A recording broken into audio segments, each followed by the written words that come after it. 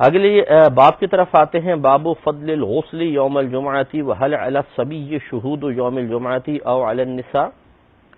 یعنی جمعے کے دن غسل کرنے کی فضیلت کا باب،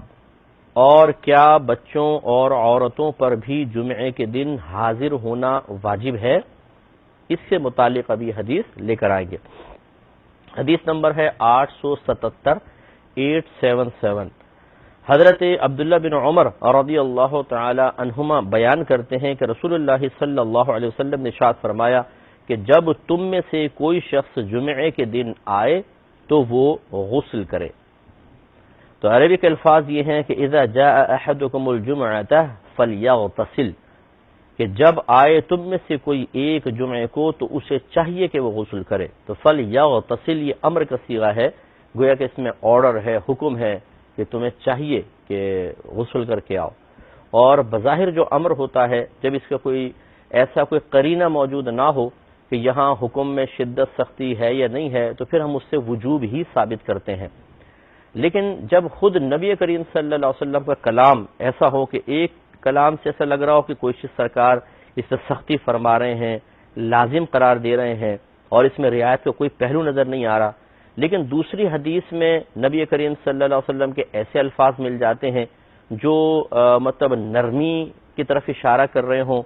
کسی چیز کے لزوم یا وجوب کے نہ ہونے کے نشاندہی کر رہے ہوں، تو اب یہ نہیں ہوتا کہ آپ اس کو چھوڑ دیں، اس سے حکم نکالیں، یا اس حدیث کو بالکل چھوڑ دیں، اس حدیث سے نکالیں، بلکہ حکم شرع یہ ہوتا ہے، اور علماء نے متفقن علیہ یہ مسئلہ اس پہ اتفاق کیا ہے کہ ان دونوں کو ہم ملائیں گے اور اس طریقے سے ان پہ عمل کریں گے کہ نہ اس کو چھوڑنا لازم آئے نہ اس کو چھوڑنا لازم آئے۔ لہٰذا علماء احناف یہ کہتے ہیں کہ جمعے کے دن غسل کرنا بہت ہی افضل ہے، اور بعض نے اس کو سنت موقدہ تک فرمایا ہے، اور اگر بالفرض کوئی جو غسل نہ کر سکے تو پھر وہ وضو بھی کر سکتا ہے۔ اس کے لیے سنن ابو داؤد کی حدیث نمبر ہے 354، یہ میں آپ کو عرض کر دیتا ہوں۔ حضرت سمرہ رضی اللہ تعالیٰ عنہ بیان کرتے ہیں کہ نبی کریم صلی اللہ علیہ وسلم نے ارشاد فرمایا کہ جس نے جمعے کے دن وضو کیا تو بہت اچھا کیا، اور جس نے غسل کیا تو وہ افضل ہے۔ تو دیکھیں اس میں دونوں چیزوں کی اجازت دے دی سرکار نے، اور یہ جو بخاری کی ابھی حدیث پڑھی ہے یہ تو ایسا لگتا ہے کہ صرف غسل کا ہی حکم ہے، خالی وضو کر کے آئے تو ٹھیک نہیں، غسل کرنا واجب ہوگا۔ تو ہمارے نزدیک احناف یہی کرتے ہیں کہ بہت ساری حدیثیں جو ایک موضوع سے متعلق ہیں ان کو سامنے رکھا جاتا ہے، اور پھر ان پہ غور و تفکر کر کے، پھر ایسا نہیں ہے کہ جو مرضی حدیث اٹھا لی، چوائس کر لی کہ یہ پسند آ رہی ہے اس پہ عمل کر لیا، دوسری کو نظر انداز کر دیا، یہ طریقہ کار نہیں ہوتا ہے، بلکہ جب نبی کریم صلی اللہ علیہ وسلم کی کئی احادیث مبارکہ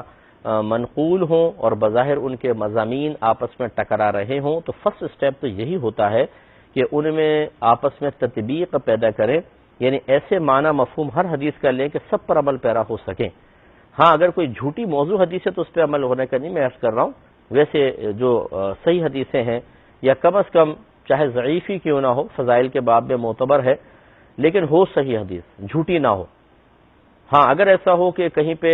کوئی شرعی حکم کا اطلاق سختی کے ساتھ فرمایا جا رہا ہو اور وہ حدیث بہت قوی ہو، اور اس کے مقابلے میں انتہائی ضعیف حدیث ہے اور مسئلہ بھی حرام حلال کا ہے، تو پھر ضعیف حدیث حرام حلال کے باب میں معتبر نہیں، اس کو چھوڑ دیں گے، اور پھر یہ جو صحیح حدیث ہے، صحیح لذاتی ہی ہو یا صحیح لغیری ہو، حسن لذاتی ہو یا حسن لغیری ہو، یہ مخصوص ٹرمز ہیں بہرحال، تو یہ بس اس سے پھر ہم حرام حلال کا مسئلہ نکالیں گے، اس کے مقابل میں ضعیف حدیث کو چھوڑیں گے۔ تو یہاں پہ چونکہ نبی کریم صلی اللہ علیہ وسلم نے دونوں طرح کی چیزیں بیان فرمائی، تو لہٰذا معلوم ہوا کہ فلیغتسل جہاں پہ سرکار فرما رہے ہیں کہ اس شخص کو چاہیے کہ وہ غسل کرے، تو معلوم ہوا کہ یہاں امر وجوب کے لیے نہیں ہے بلکہ استحباب کے لیے ہے۔ اور قرآن عظیم میں بھی ایسا ہوا ہے کہ امر کے صیغے، یعنی جس میں سرکار اللہ تعالیٰ بظاہر کوئی حکم ارشاد فرماتا نظر آتا ہے، وہ 25 معانی ہیں جہاں پہ حکم نہیں ہے بلکہ 25 امر کا صیغہ 25 قسم کے معنی میں آتا ہے، جو مطلب وجوب کے معنی سے ہٹ کر ہے، اور یہ اہل علم جانتے ہیں۔ خلاصہ کلام یہ ہے بہرحال عوام الناس کے لیے